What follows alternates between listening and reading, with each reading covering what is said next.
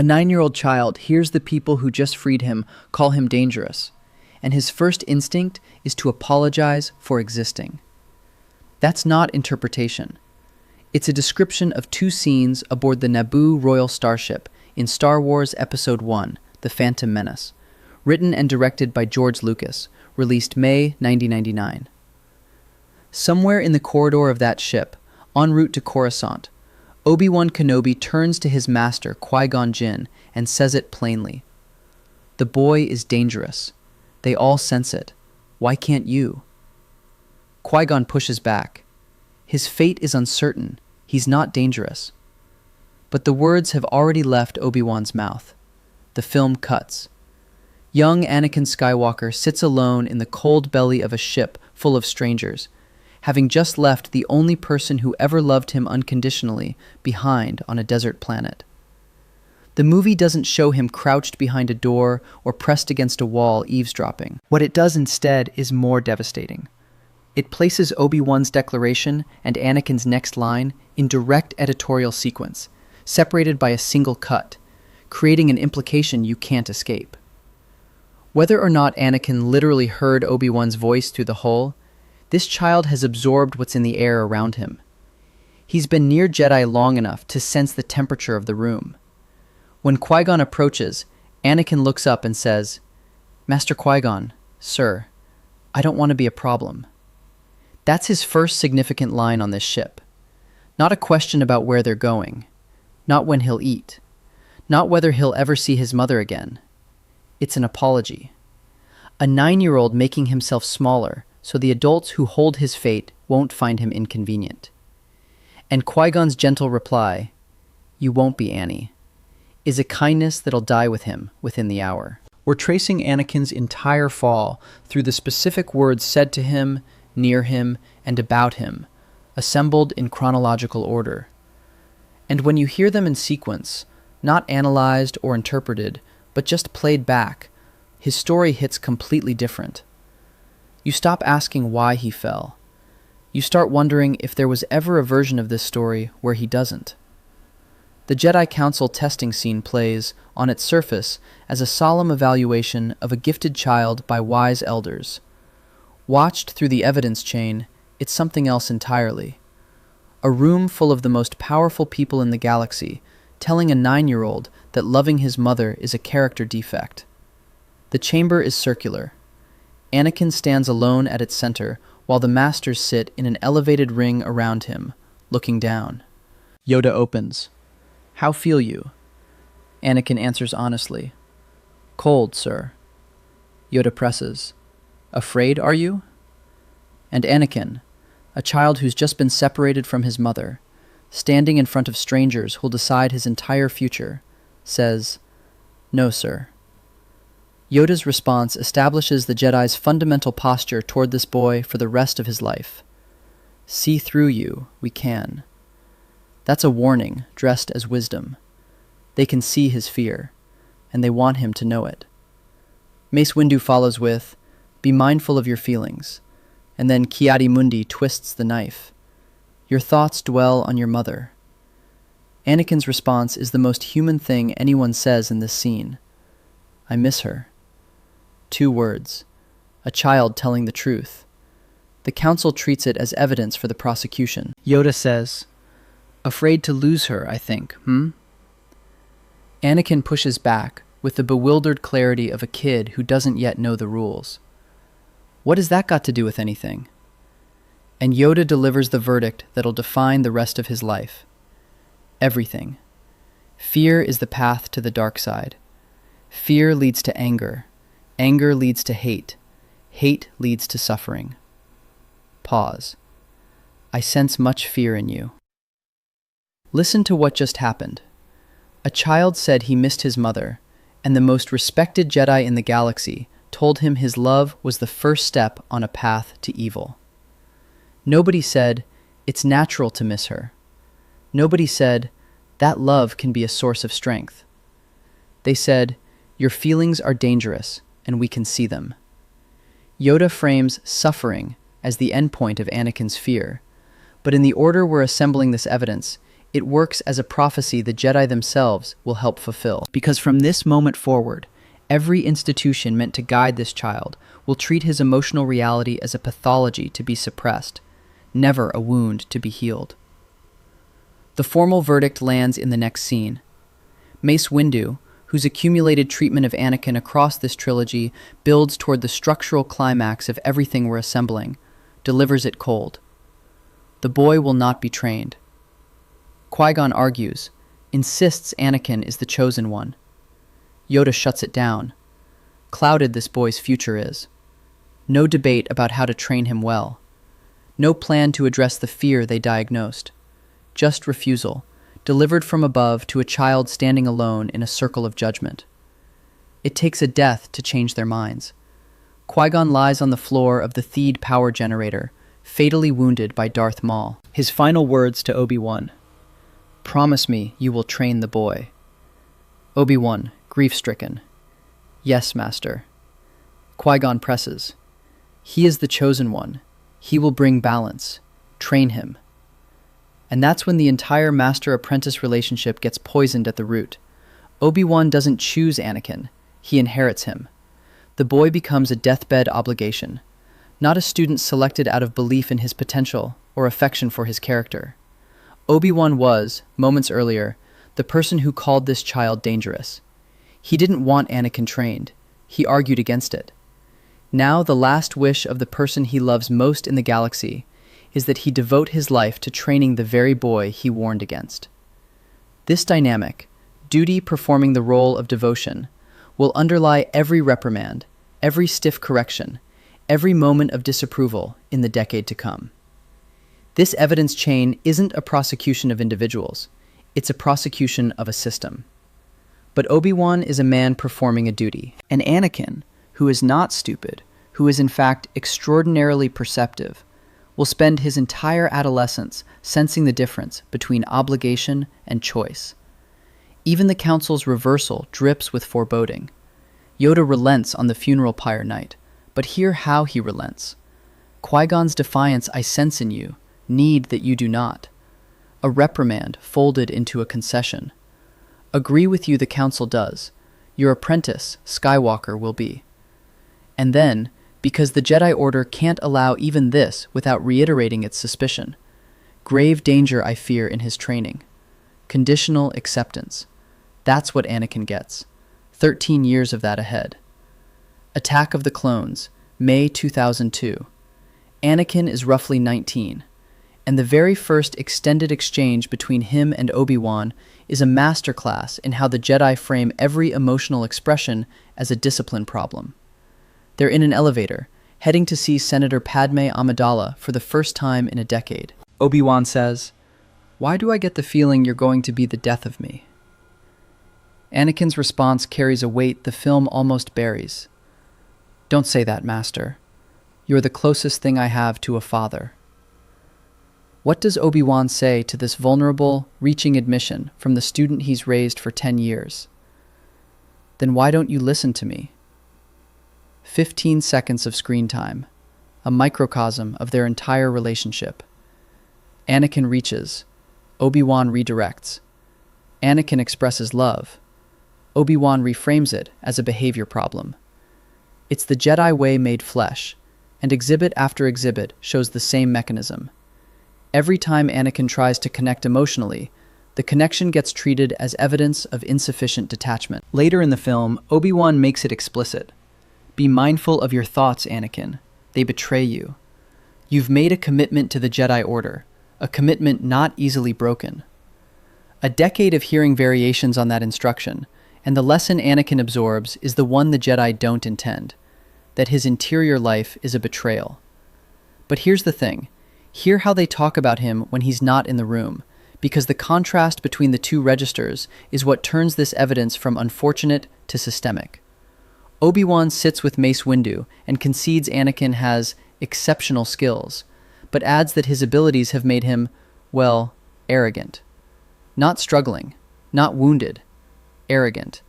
As if the most powerful young Jedi in a generation is a scheduling inconvenience rather than a human being in need of better mentorship. Mace receives this observation without surprise or concern. Business as usual. Meanwhile, Anakin confides in Padme with a rawness that never shows up once in his interactions with the Jedi. He's overly critical. He never listens. He doesn't understand. It's not fair. Place those side by side. Obi-Wan telling the Council his apprentice is arrogant. Anakin telling Padme his master never listens. Two people who've spent a decade together and never had a real conversation, mediated by an institution that considers real conversations a vulnerability. There's a scene in Attack of the Clones that got mocked for 20 years before the internet decided it was actually devastating. Anakin returns to the Lars homestead carrying his mother's body. She died in his arms after weeks of torture by Tusken raiders. He'd slaughtered the entire encampment. And he confesses to Padme, with a delivery that oscillates between flat, almost dissociative recitation and volcanic eruption. I killed them. I killed them all. They're dead, every single one of them. And not just the men, but the women and the children too. They're like animals, and I slaughtered them like animals. I hate them. Watch that scene again after hearing every line the Jedi said to this boy about his feelings. See through you we can. Be mindful of your feelings. Fear leads to anger. And the performance isn't something you need to defend.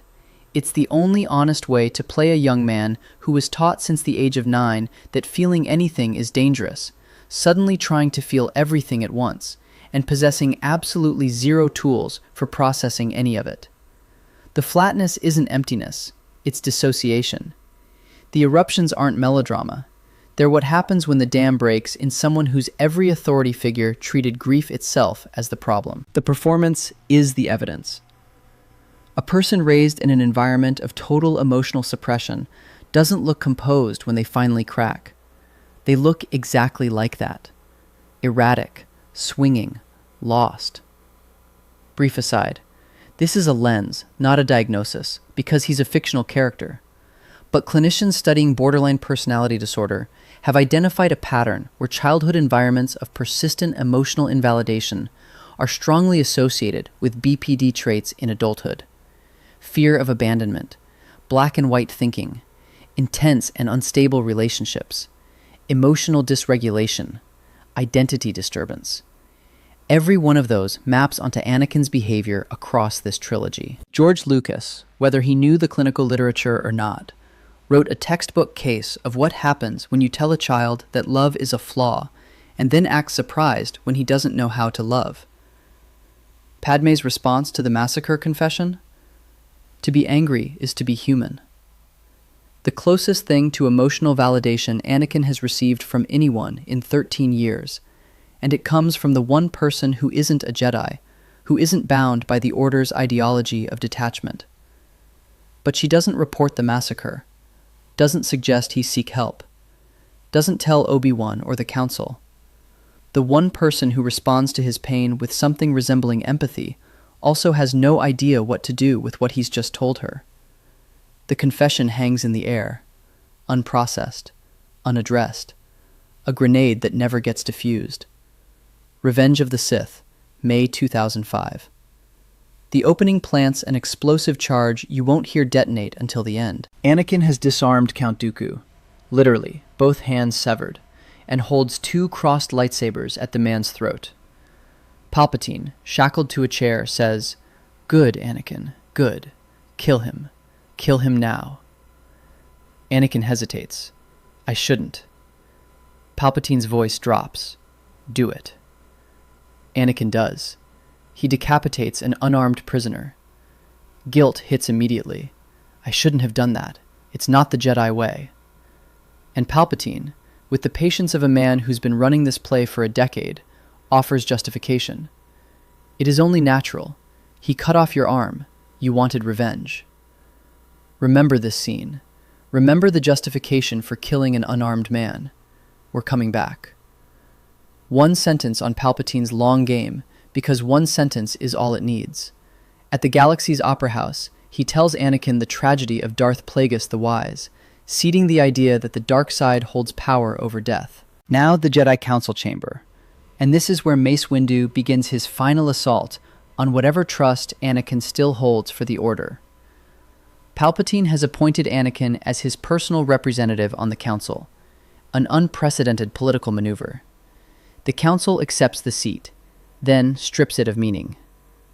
Mace Windu, you are on this Council, but we do not grant you the rank of Master. Anakin, what? How can you do this? This is outrageous. It's unfair. How can you be on the Council and not be a Master? And Mace, take a seat, young Skywalker. 4 words. Every line the Jedi have ever said to Anakin compressed into a single dismissal. Sit down.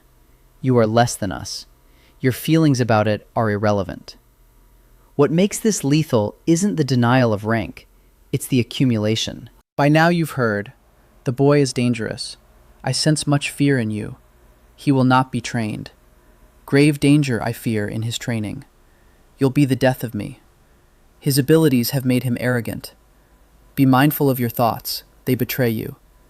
And now, take a seat, young Skywalker. Each line, alone, defensible. Each line, in sequence, another brick in a wall between Anakin Skywalker and the institution that was supposed to raise him. Just quotes, one after another, building pressure with nowhere to go. Then Anakin does the single most important thing a Jedi can do. He reports a Sith Lord hiding in plain sight, goes to Mace Windu, and reveals that Chancellor Palpatine is Darth Sidious. Mace's response isn't gratitude, isn't validation. It's, if what you have told me is true, you will have gained my trust. You will have gained my trust. After 13 years, after a war fought side by side, after the boy they called dangerous grew into a man and handed them the identity of the greatest threat to the Republic. Mace Windu's answer is, if this checks out, I might start trusting you. And now the smoking gun. Mace goes to confront Palpatine, tells Anakin to wait behind. Anakin races to the Chancellor's office, because Palpatine is the only person who has consistently told him he's valuable, because Palpatine holds the alleged power to save Padme from the death he's foreseen, because the Jedi have told him once more that he isn't trusted, and arrives to find Mace standing over a disfigured, seemingly defeated Palpatine with his lightsaber raised. Palpatine whimpers, I'm too weak. Don't kill me, please. Mace Windu says, he's too dangerous to be left alive. Too dangerous to be left alive. In the Dooku scene, Palpatine justified executing an unarmed prisoner. Now a Jedi Master stands over an unarmed opponent using the same reasoning, nearly the same words. Anakin's response proves he heard the echo. It's not the Jedi way. He must stand trial. These are the words of a man who learned the lesson the Jedi taught him. He internalized the guilt of executing Dooku. He absorbed the principle. And now he's watching a Jedi Master shatter that same principle with the same justification the Sith Lord used. From where Anakin is standing, between 2 men who've each justified killing an unarmed opponent with functionally identical language, the boundary between light and dark hasn't blurred. It has evaporated. This is the structural climax, and it resists resolution. One camp says everything in the evidence chain made this moment inevitable, that the boy called dangerous at 9, told his love was a flaw, trained by a man who never chose him, whose trust was denied after 13 years of service, had nowhere left to go when the people who raised him started sounding exactly like the enemy. Another camp says Anakin still had a choice. That accumulated pain doesn't excuse the hand that cut off Mace Windu's arm and sent him falling to his death. The evidence doesn't answer this question. It lays out the exhibits, lets you sit in the silence between them. And then it moves to Mustafar. Anakin has fallen, pledged himself to the Sith, slaughtered younglings in the Jedi Temple, force-choked the woman he was trying to save. And now Obi-Wan Kenobi stands before him on a landing platform above rivers of lava and faces what his deathbed promise became. They argue. And Anakin, fully consumed, standing on a planet made of fire, says something that lands different after everything we've just assembled. From my point of view, the Jedi are evil. This is the moment. The last question nobody bothered to ask. Anakin has finally, for the first time in the entire trilogy, articulated his worldview out loud. Given the reason. Opened the door. After 3 films and 13 years of being told what he feels, he is telling someone why. Obi-Wan's response? Well, then you are lost. Not, why do you believe that? Not, what lies? Not, tell me what happened to you. Just, you're lost. Done. Finished. The same man who called a 9-year-old dangerous 13 years ago still can't bring himself to actually listen. Across 3 films and over a decade of in-universe time, not one member of the Jedi Order asks Anakin Skywalker to explain how he feels. Not once. They tell him what he feels, warn him about what he feels, punish him for what he feels. They never ask. And then the final exhibit. Obi-Wan stands over Anakin's burning body at the edge of the lava river on Mustafar. Anakin is screaming, on fire, missing 3 limbs, and Obi-Wan delivers his last words to the boy he raised. You were the chosen one. It was said that you would destroy the Sith, not join them. Bring balance to the Force, not leave it in darkness. Even now, even at the very end, he's talking about what Anakin was supposed to be, not who he is. Then, you were my brother, Anakin. I loved you. Past tense. Were. Loved. And then he turns around, picks up Anakin's lightsaber, and walks away. He doesn't end his suffering, doesn't attempt rescue, doesn't grant the mercy of a quick death. A Jedi, guardian of peace and justice, leaves the person he just called his brother to burn alive on the bank of a river of lava. He walks away from a screaming, dismembered man who, 13 years ago, was a shivering 9-year-old boy on a cold ship trying to apologize for existing. The same order that told that boy his fear was dangerous ends by leaving him screaming in flames. No mercy. No follow-up question. Just Obi-Wan's back, getting smaller against the volcanic glow. A boy tried to make himself smaller so he wouldn't be a problem. They told him his love was a flaw. They raised him with obligation where there should have been choice. They corrected him every time he reached for connection. They denied him trust after he earned it 100 times over. They used the same words the enemy used. And when he finally told them why he'd lost faith, the first time in 13 years anyone thought to ask, nobody asked a follow-up question. Was there ever a version where he doesn't fall? Subscribe for more stories like this.